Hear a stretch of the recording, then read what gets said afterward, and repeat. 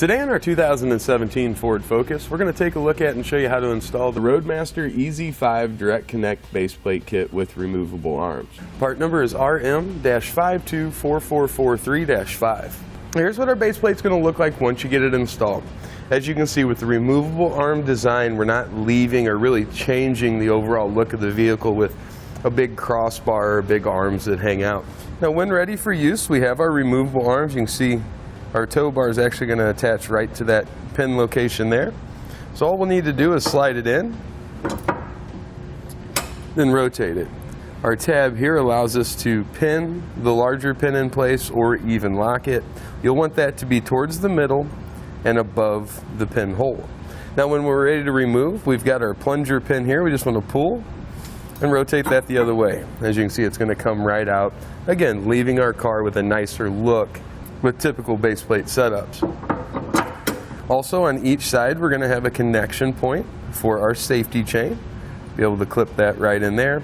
And something I really like about this baseplate is that they do provide a wiring attachment point here and here, so you don't have to try to figure out something on your own. If you're going to be using a 4-pole round or a 4-pole flat, they provide this bracket for you. That's going to allow you to attach it there pretty easily. 2 self-tapping screws are provided for that job. We're upgrading to a 6-pole on this one, so we're going to, when we do our wiring, we'll trim out a little bit there. And then, as you can see, our 2 holes here, they line up perfectly with the 2 holes protruding out, so it's going to make us an easy connection point. Also really nice is the attachment point for our breakaway switch, so we don't have to try to figure out something or try to engineer something that we can get bolted in place. Just use the bolt provided with your breakaway and attach it right to the tab back there. And you can see here on the passenger side, same situation. Safety chain connection point here and receiver for our removable arm. Now to begin the installation process for the baseplate, we'll need to separate the fascia here on the top from the core support. We'll start by taking out these 2 push pin fasteners. You'll start by just pulling up the middle of it there. Once you've got that up, the outside should come with it. Now we've got 3 T30 Torx Spit screws to remove. We've got one right here in the middle.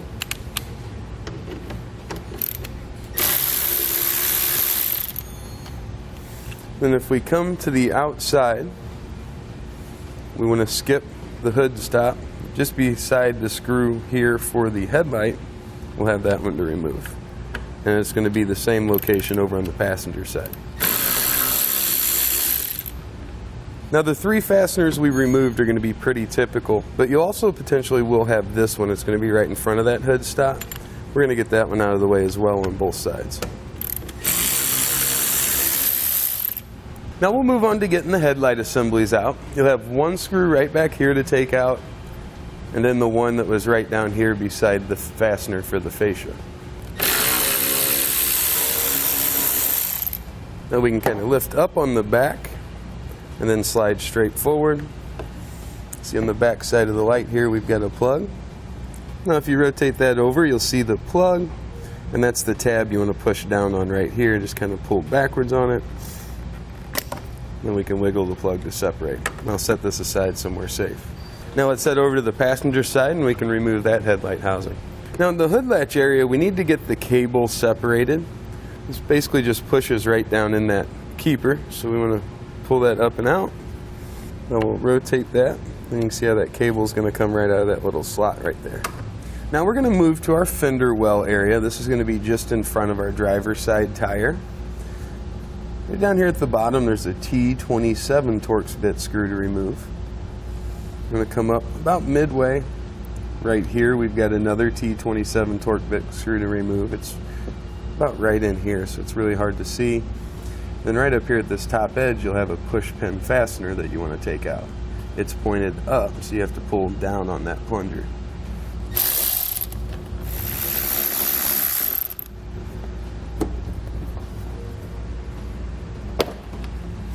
Now on the bottom side, we're going to have 3 more push pin fasteners, 3 on each side. Got 1 here, 1 here, and then 1 right back here at the corner.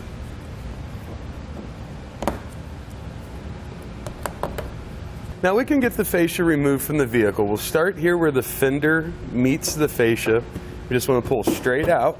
You can see that's going to get us separated here on the outside edge. And then right here we've got our core support bracket.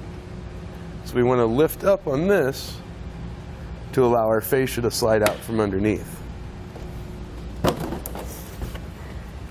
Now we'll want to set that aside somewhere safe. Now we need to get our inner fender liner removed from the splash shield here and the frame right down here. We've got 3 T30 screws on both sides of the vehicle to take out.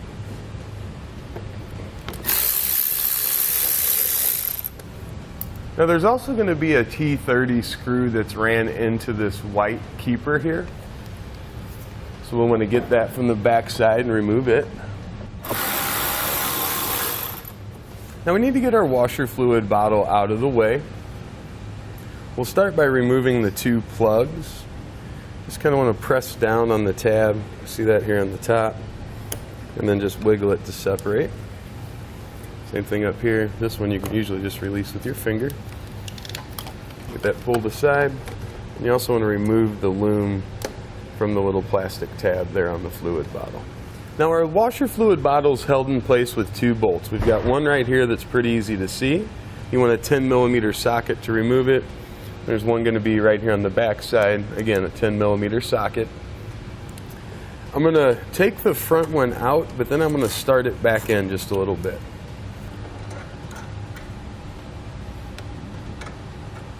I'm just going to keep that one loosely started to kind of support the tank when we take out the other bolt.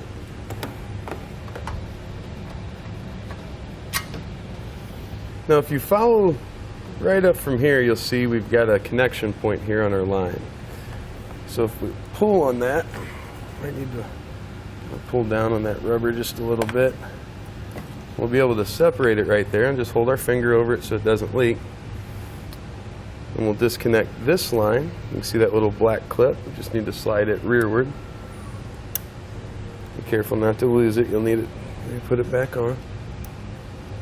That'll allow us to lift up on that, take it off, and then we'll just loop our hose around and push it down. That'll kind of seal that so it's not leaking the whole time. Now we'll remove our bolt. I'm going to push back slightly.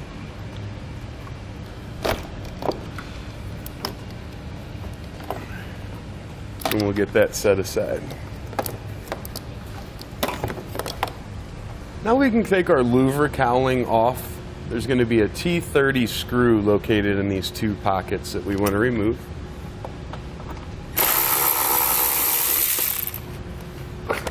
We'll push it down off of the 3 clips here on the bottom.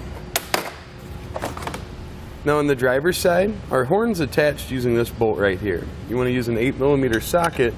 We're going to get that removed.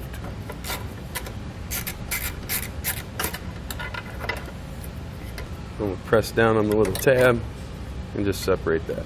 Now the passenger side horn is going to be in the same location, but it's going to use a larger bolt that has a 10mm head. So use a 10mm socket to remove that.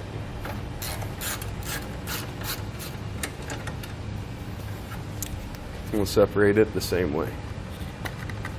Now the bracket that we have right here, this is going to be the forward mounting location for our washer fluid reservoir. We need to get that bent back over. So we use a pair of channel locks here, just start flexing it.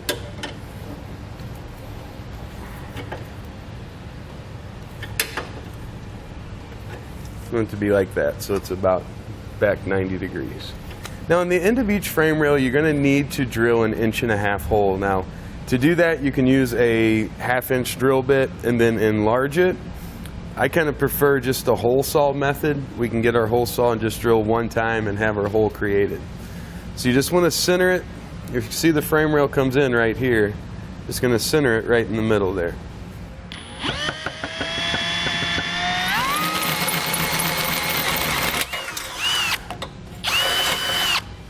Once that's opened up, you'll want to use a file or a deburring tool just to take off those sharp edges. Then we can touch it up with a little spray paint.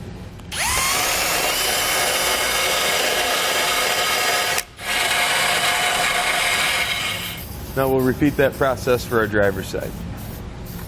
Now we're going to start positioning our driver's side brace. The part that sticks up there should be towards the outside. Got 3 holes in the top. Now this is going to fit right against the frame rail right here. You can see this large wire loom's in the way. So we'll just pull out the Christmas tree fastener that's holding that in place. That'll allow us to move it far enough to get our brace in. We're going to align the brace with the 3 holes, and we're going to put the 2 outside bolts in the hole just to help it hold its position there. And while that supports it, we'll grab our 3rd. These are the smaller bolts in our kit. Lock washers on them. A little red Loctite on there. We need to grab one of our nut plates. It's going to go in our frame rail here. We'll line it up with that hole. We can thread our bolt right into that.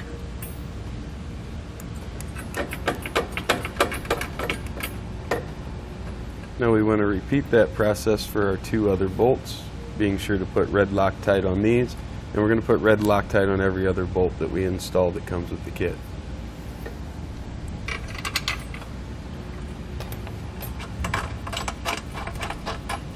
Now it's time to get our offset backing plate put in place that has the nut welded to it. We need to get this through the hole that we created here, so we're going to have to notch it out on the top and bottom a little bit. There's just not enough room for that to slide through. To do that, we can use a rotary tool, or you could use a file.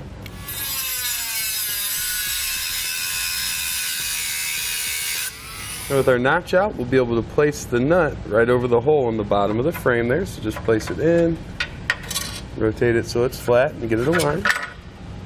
Now we'll take one of our 1/2-inch bolts. This is going to be 1.5 inches long. Put a lock washer on it.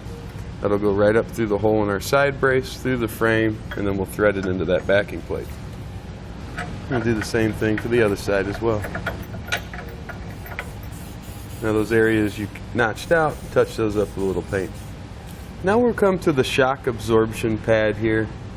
We're going to trim it off right below those holes, coming right across to here, going down the side here. We'll trim off a little bit to start, and if we need to, we'll trim off a little bit more. We're trying to get clearance for that main receiver brace that goes across.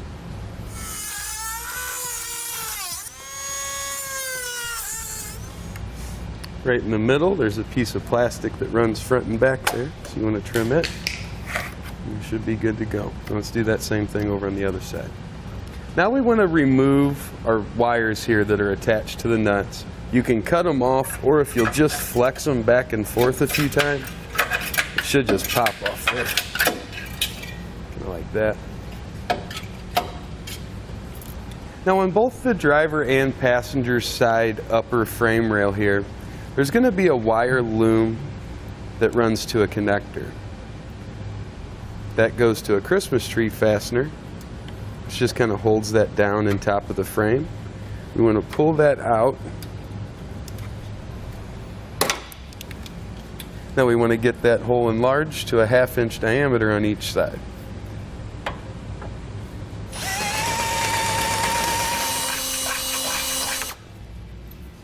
Now we're going to take our passenger side upper support.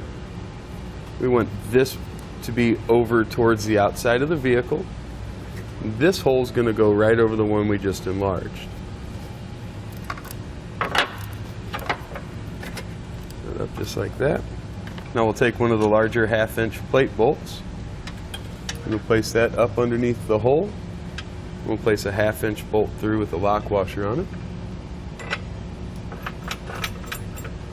Just want to thread that in, leaving it slightly loose for now. Now using the hole in the bracket as a template, we'll drill another 1/2 inch hole through the frame for that.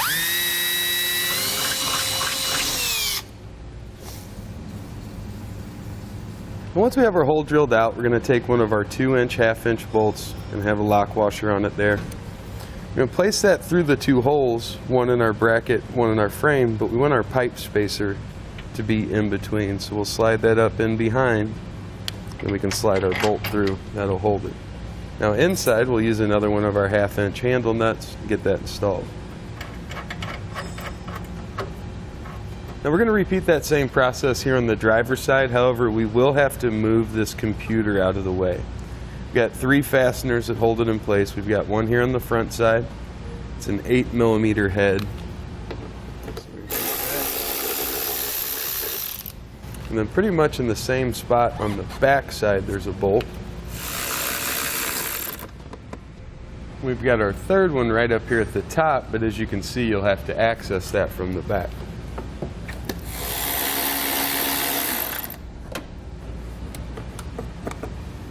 Now here on the driver's side, you want to take your horn bracket, and you see how we've really flattened that out?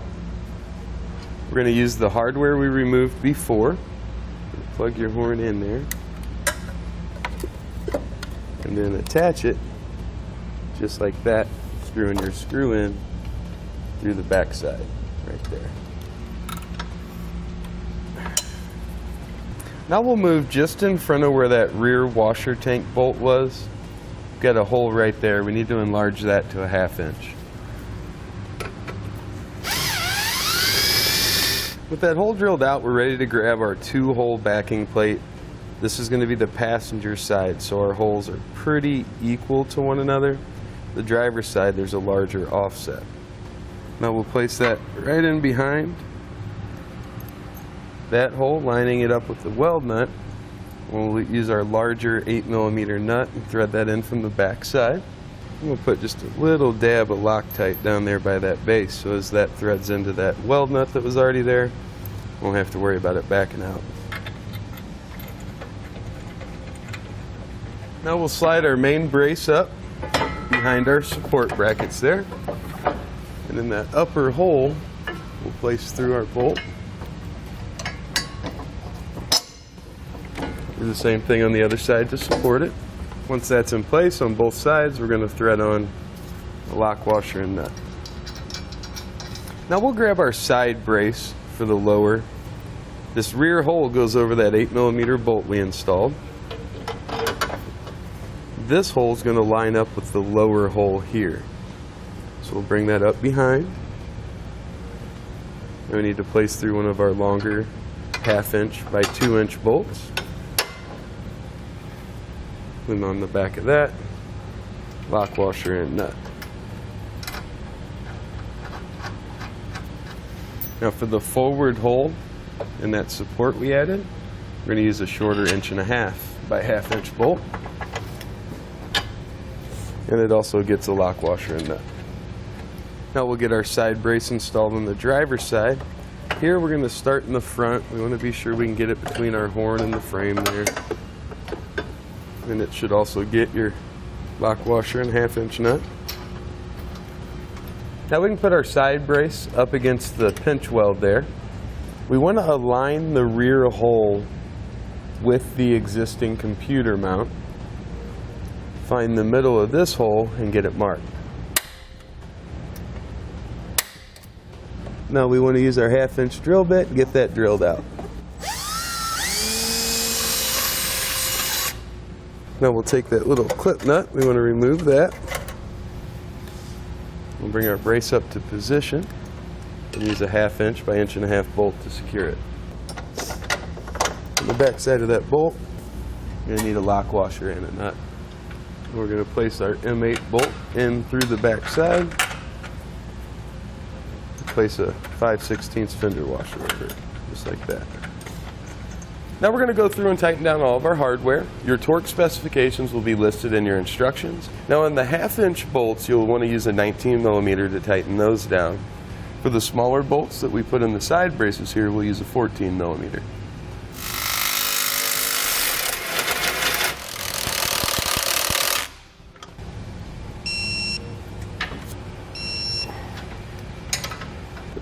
Now we want to get our computer back in position. We're going to place the bolt through our rear mounting location there. Now on the outside of that bolt, we want to place on our 5/16 inch nut.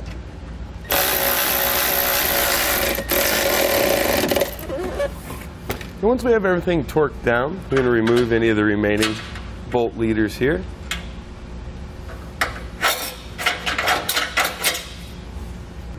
Now at this point in the installation, while the fascia is still off, it's a really good idea to get components mounted that you're going to need for your flat toe setup. Typically you'll have a wiring connection. The base plate has the connection point right there for that. And most of your braking systems, if not all of them, are going to use a breakaway switch that you'll mount on the front of the vehicle. They've got a tab that's been welded on right here to allow you to mount that. So it does make mounting those components pretty easy. If you have any other components that you want to run up here, again, now's the time. Now we're ready to get our passenger side horn reinstalled. You can bend these tabs flat or just trim them off like I did there. That's going to be up to you. We can use our provided bolt with the provided nylon lock nut. We want to secure it to that hole right there in the side brace. Now we're also going to get our windshield washer fluid bottle put back into place. For the rear hole here, it's going to go over the stud we put in earlier.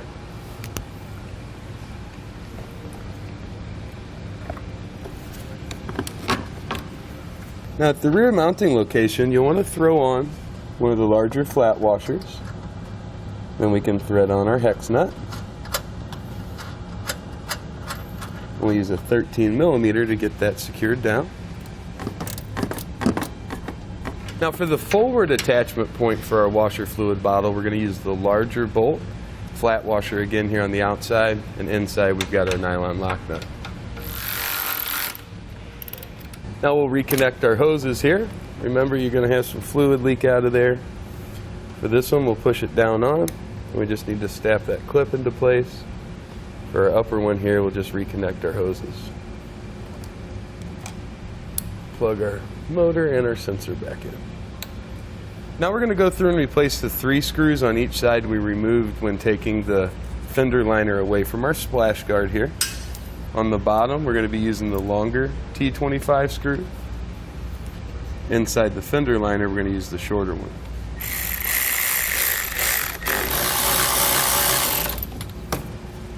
Now looking at the back side of our fascia, we're ready to make our marks for trimming. This solid rib that's closer to the bottom is going to stay intact. This rib we're going to cut about halfway over and remove this section. And that's going to go all the way to the second vertical rib right here. We also want to cut out that area and this area above it right here. Now we're going to do that on both sides, and we'll test it and see if that's enough room. If not, we can always take out a little bit extra. Now this material is not too hard, so any type of snip should be able to cut it pretty well for you. Once we have our rough cuts done, we'll clean it up with our razor knife.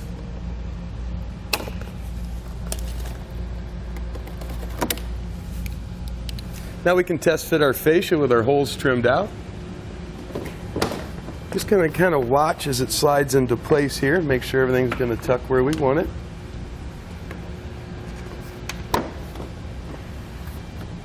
You see this next fin here is pushing our breakaway switch up. So we'll just trim that out. That'll allow us to have that nice and level. We'll clean up those edges. And once we have that back in place, let's secure it on top here using a few fasteners. Then we just need to reverse the removal process we did earlier.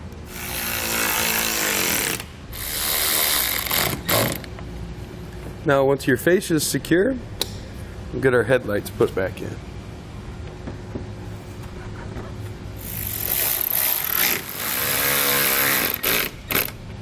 Now we can also bring our hood latch back around. You see, pull that cable out, rotate that down in position. And then push it down in there and right there in the corner. And that's going to complete our installation of the Roadmaster EZ5 Direct Connect baseplate kit with removable arms. Part number RM-524443-5 on our 2017. Thanks for watching. Click the link in our description below to shop, learn more, or visit us at etrailer.com. And leave us a comment if you have any questions.